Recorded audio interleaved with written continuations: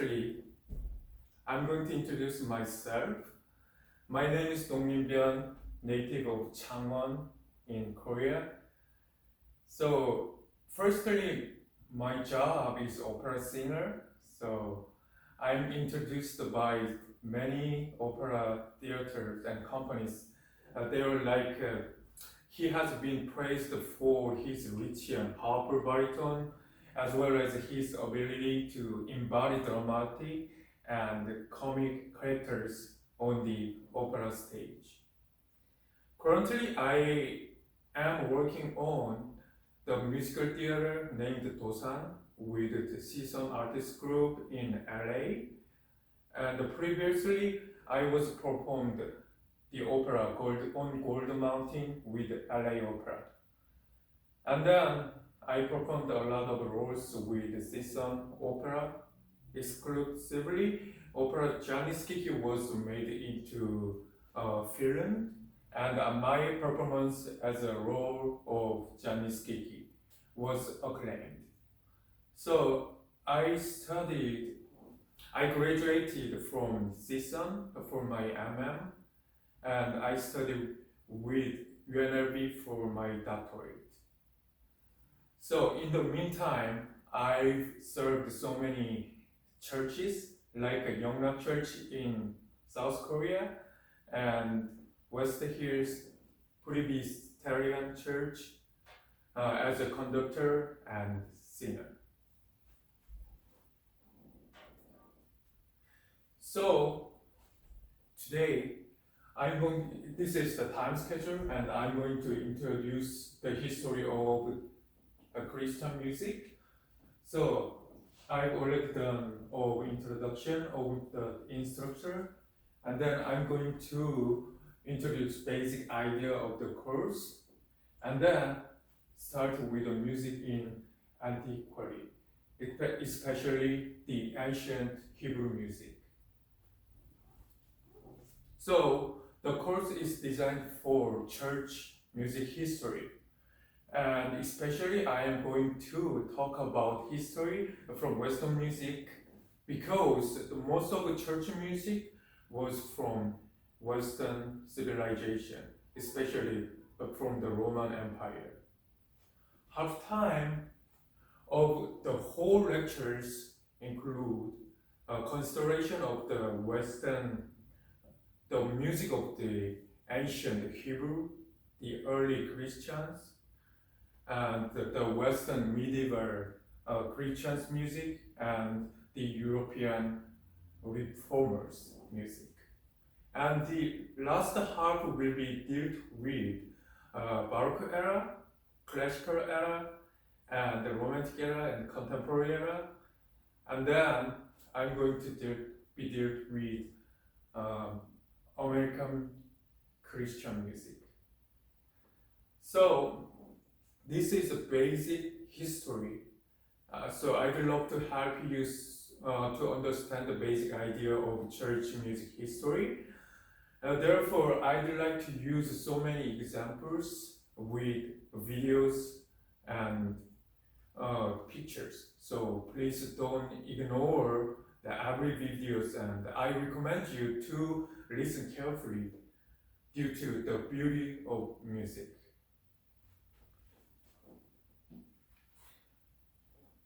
And as you know, this is the textbook of history of the Christian music.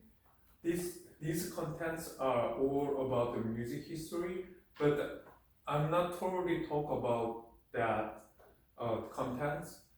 I will gonna hold my own lectures. So this is for just your knowledge. So I recommend you please just focus on my lecture.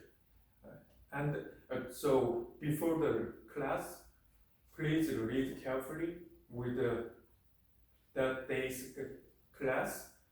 It's gonna be so helpful to you understand what is the music history. Okay, thank you. So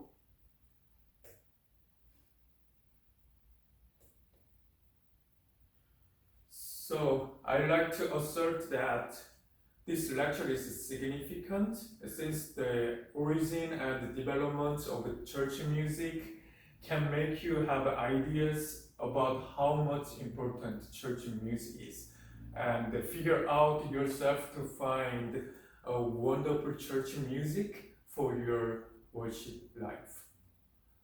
And also this lecture is planned to be helpful for ministers, church musicians and students. So from now I'm going to talk about music in antiquary. So the origin of music is historically unclear, yet it seems fairly concerned that early music possessed a utilitarian purpose above that of merely pleasing the ear, and that was connected with poetic recitation and dancing, usually in ceremonies associated with death, birth, mating, and religion. So much of the music of our primitive peoples that can be observed today springs from such important experience of life. So I'd love to show you this video about the earliest instrument in the world. This flute existed 40,000 BCE, made by mammoth ivory and bird bone flute. Please watch carefully.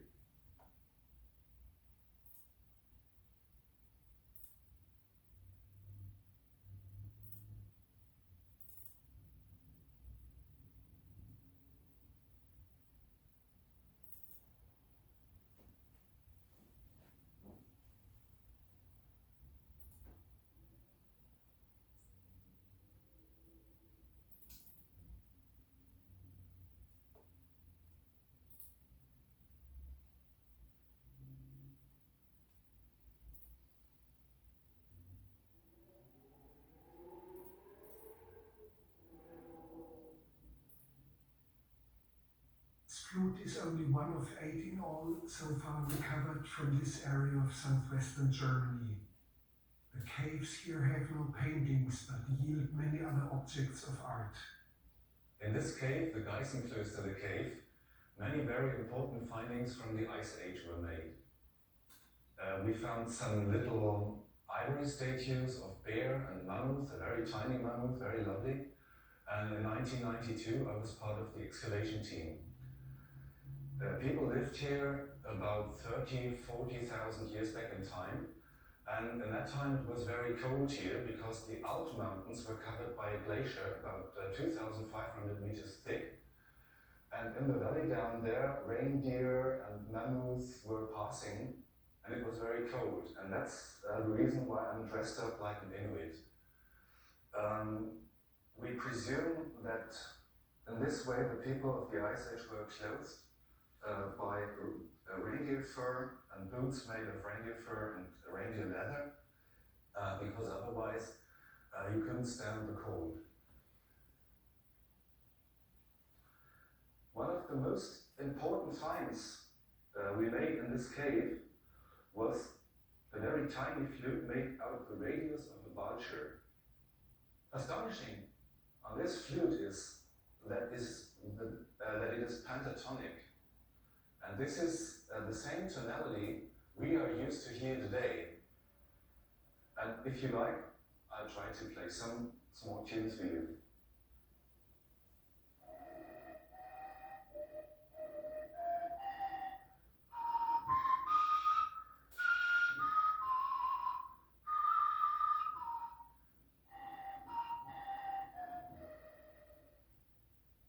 And when I first reconstructed the instrument and tried to play some tunes, I came across these ones.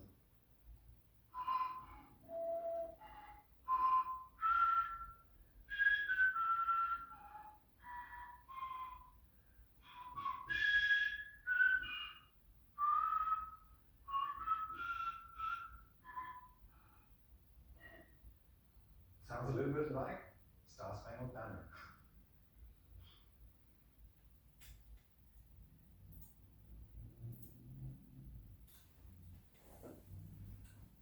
It's so interesting, right? Yeah, it sounds like nowadays flute, the weak flute, but it sounds so gorgeous.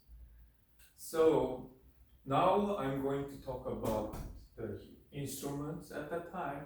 So it may be that instruments rather than the voice were first used for making music.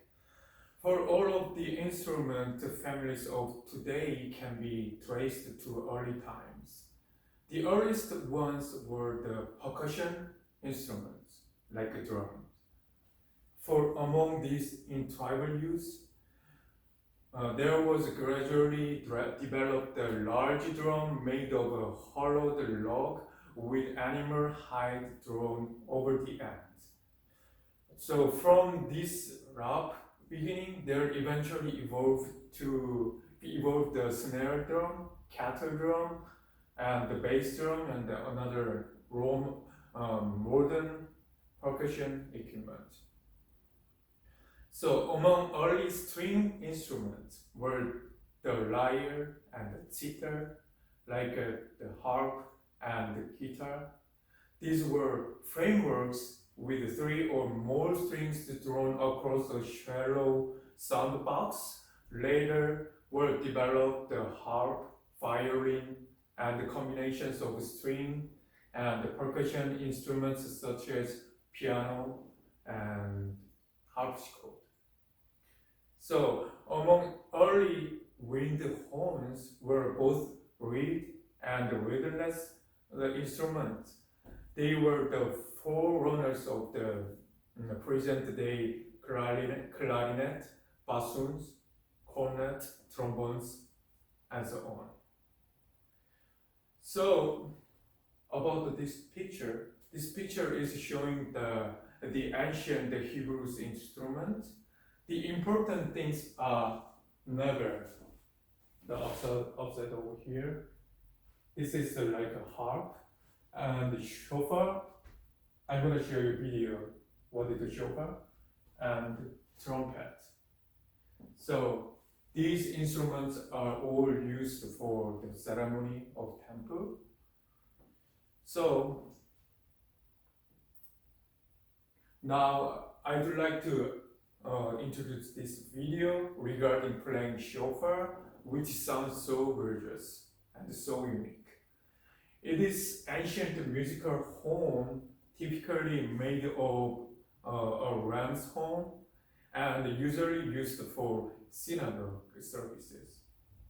Okay, let's enjoy the music.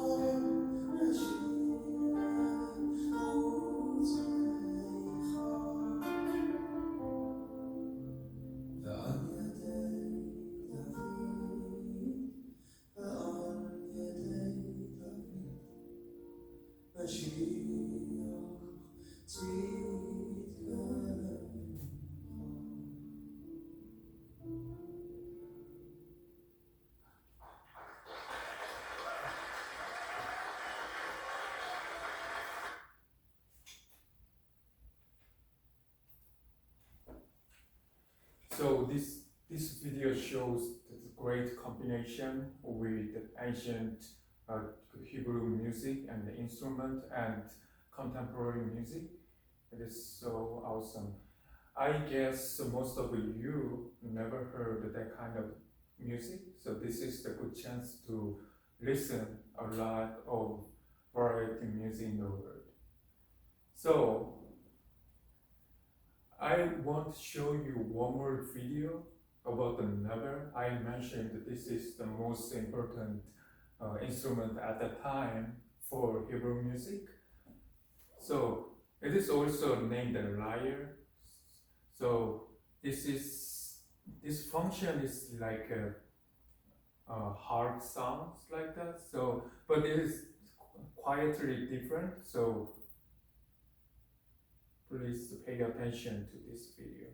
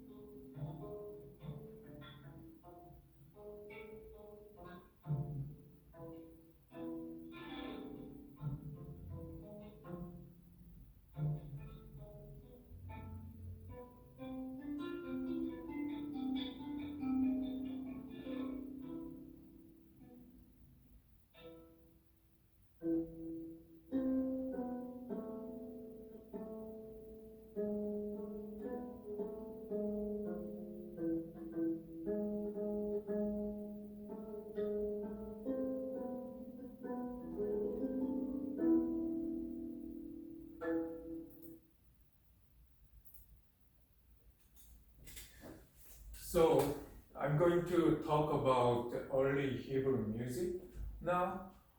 Music is mentioned frequently in Old Testament writings and is shown to be an early activity of the Hebrews. Pretentious instrumental and vocal music for secular as well as sacred music was a popular part of the Hebrew life. At the first, the music was informal and spontaneous. It's passively, of emotional people, but then later, during the time of the prophet, it was consciously developed and systemized, so that it took on the characteristic of an art form. The earliest Hebrew music served the primary functional rather than the artistic purpose. That is, the music was not carefully composed, but rather improvised, born spontaneously out of the experience and excitement of the great occasions. So one example of the song that the people sang along with Moses and Miriam in Bible in celebration of Israel's delivery through the Red Sea is perhaps the first earliest religious song of Hebrew record in Exodus 15 verse 1 to 21. And the spontaneousness of composition was evidenced in the much earlier secular song of Lamech. This is Lamech said to his wives, Ada and Zillah, hear my voice. Wives of Lamech, hearken to what I say. I have slain a man for wounding me, a young man for striking me. If Cain is avenged sevenfold, truly Lamech 77fold. In Genesis 4:23 to 24. So, at the song, his son Jubal was the father of the all such as a handle, the harp, and the organ, the lyre, and pipe.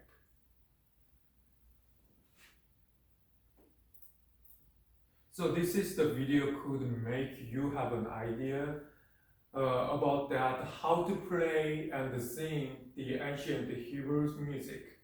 Even though it is not about the music of the period, I mean not in original ancient music, but it can make you can imagine about the Hebrew sounds.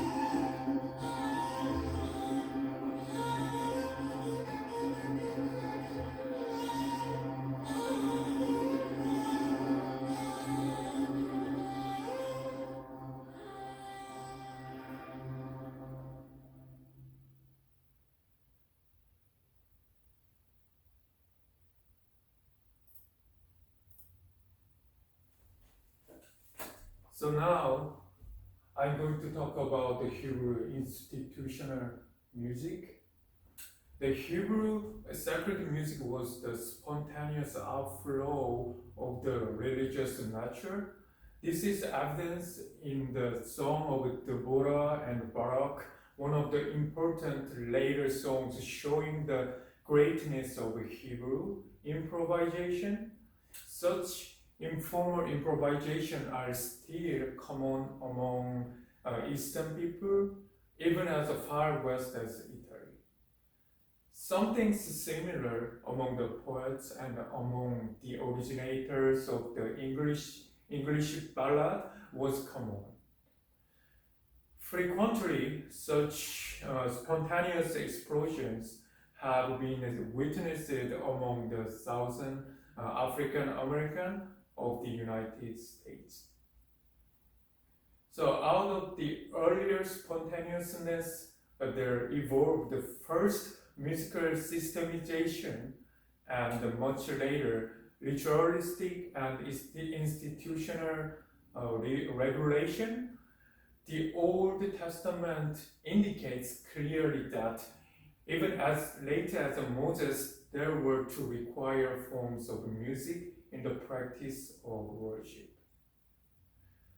Unless such occasions as the Feast of Trumpets are considered a worship service in Numbers 29 verse 1.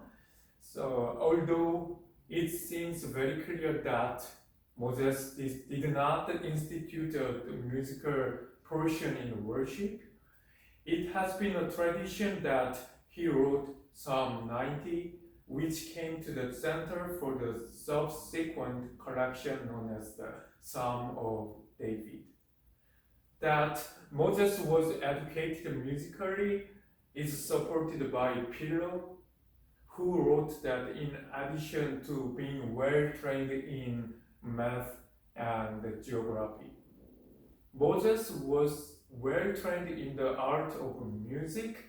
Moses no doubt had every opportunity to learn about contemporary music while he was a member of Pharaoh's household.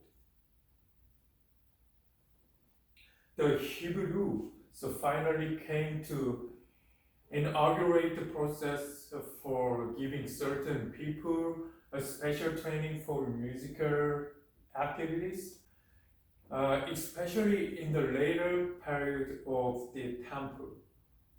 Although this seems very doubtful, it has been thought by some that training musicians was a chief purpose of the school of the prophets. After the time of David, who is credited generally with having played the greatest part in developing Hebrew song. It was he who was supposed to have formulated musical services for temple's worship, although it was his son Solomon who introduced them into a new complete temple after the prophetess which David had dedicated for temple use had been moved to the new location there.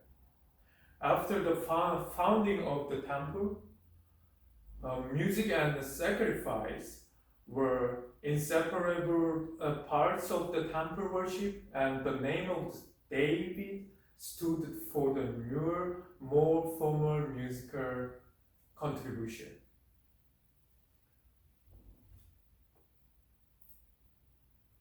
So this video shows that the original 3,000-year-old music Psalms by Suzanne Hack Ventura.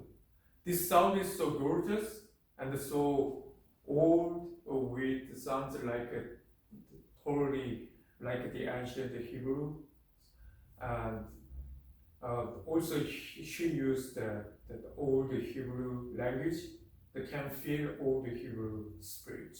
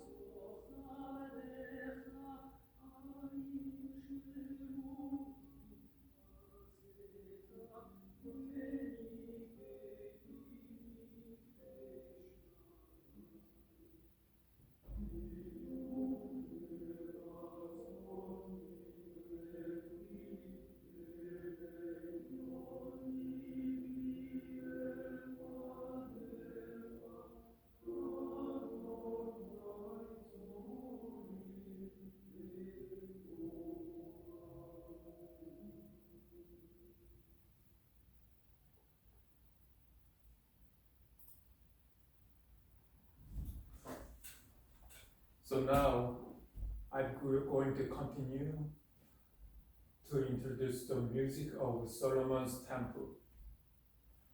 During the reign of David, when music came to its important and vital place in Hebrew life, it became the practice to appoint Levites by the thousands for the musical service.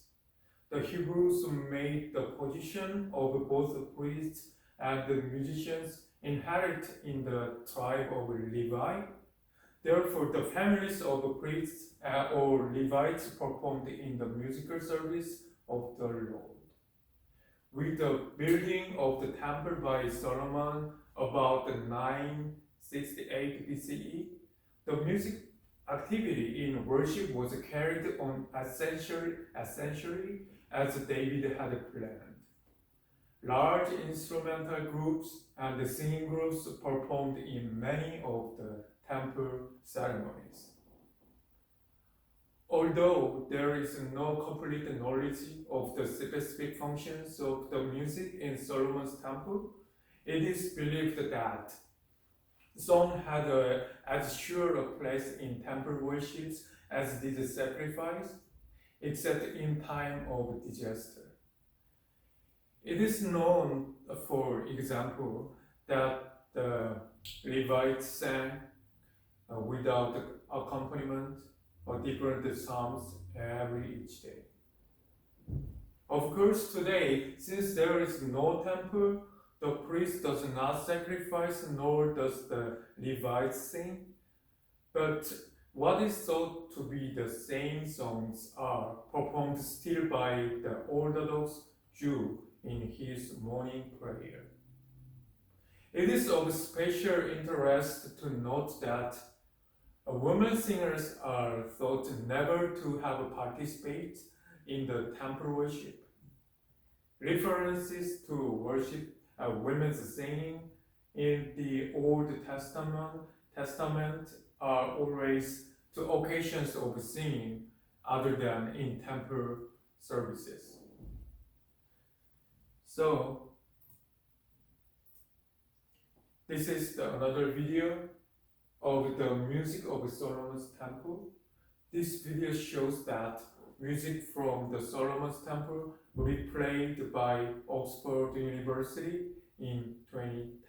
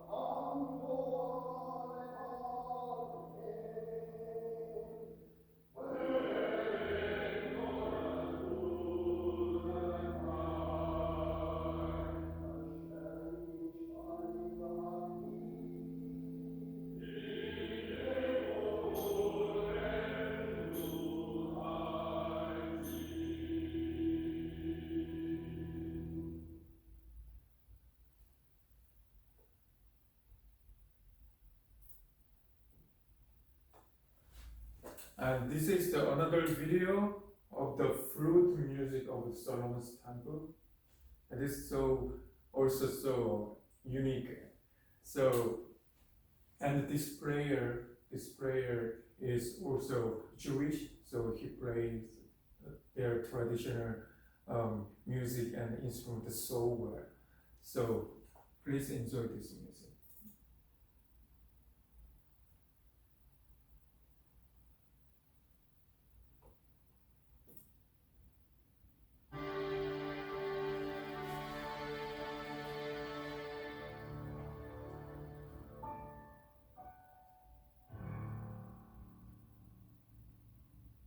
This melody can be sung to the Psalm number 30 that King David wrote, which King Solomon sang on the day of the dedication of the temple. When Solomon had finished the temple and built it, and all the people were there for the dedication, waiting for the divine presence, the glory of God to be revealed, the prayers were not answered. And Solomon prayed again, all the people prayed, but the prayers were not answered, and the glory of God was not revealed. And then Solomon sang this song with the orchestra by his father, King David, saying that, please, God, with the merit of my father, King David, who wrote this psalm, this song, please let your glory shine forth from Jerusalem to all of the world.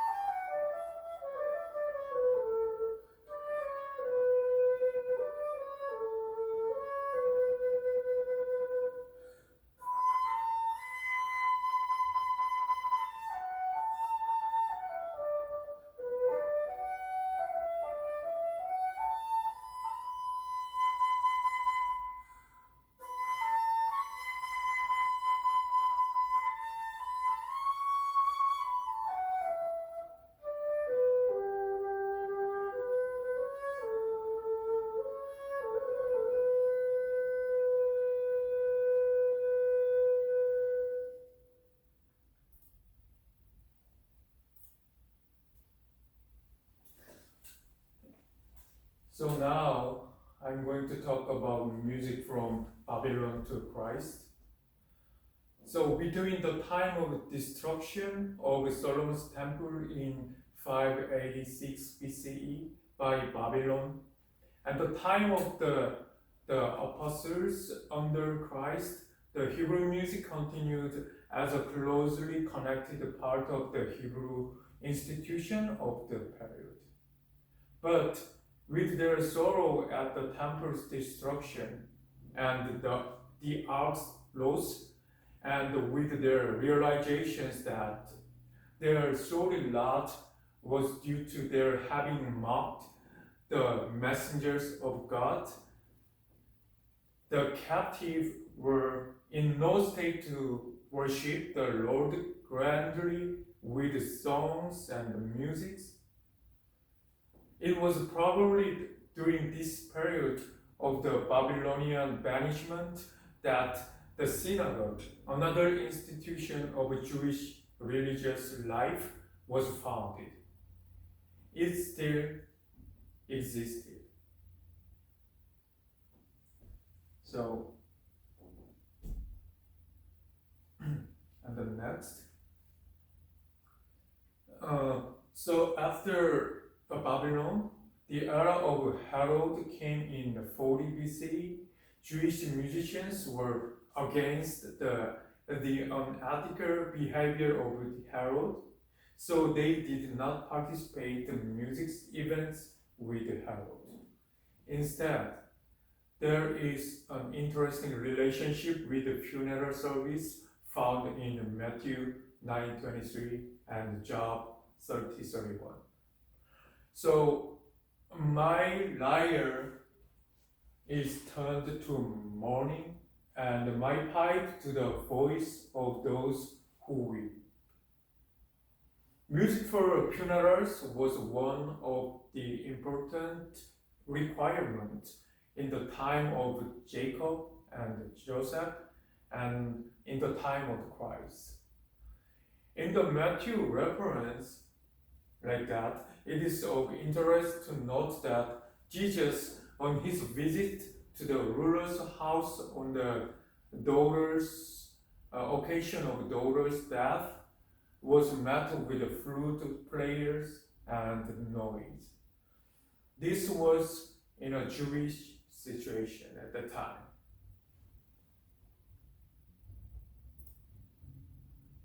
So, this video is about the synagogue, the prayers that the music is still to sing in the Jewish Orthodox Church. So the traditional could be said from the after Babylon era.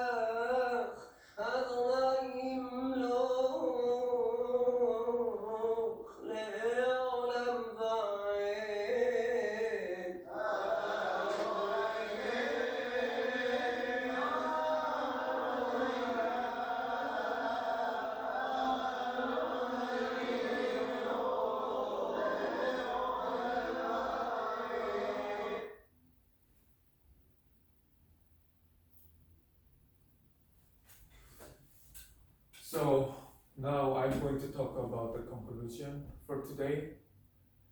I am due to read from the 40,000 BCE to the Moses and David, Solomon's, and the Babylons and the Christ era.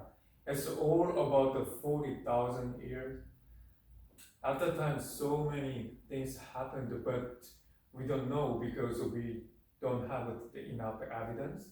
But we can guess that their music were like this, and it is important thing is that they, even though they didn't have a good quality of the instrument or environment for the playing the music at the time, but they wanna praise God. That is most important thing. So from all that has been found about Hebrew music, it may be concluded that it is very ancient.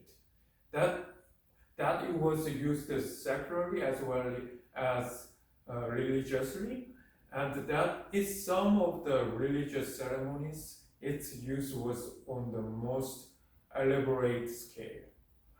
Although its organization and the systemization did not occur until after the Exodus. At the time of Christ, music was used in Herod's temple along much the same lines as in Solomon's temple. However, there was no such kind of a musical service in the synagogue, probably for the reason that the synagogue served in a way as a reminder to the people of their former falling away from God and consequent banishment in Babylon. Since the Hebrew people looked with dislike upon Herod's support of the pagan games and the accompanying musical exercise, some think that the attitude of the Greek, the Jews, and the early Christians toward certain restrictions in religious music. So, next time I would like to introduce early Christian music, which is related with Grecian culture and the European culture, especially with the Roman Empire. So, please read carefully with this book before starting class.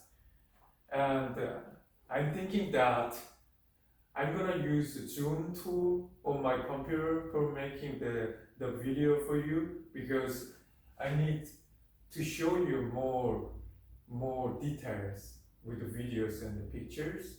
So I'm going to try to use my Zoom. And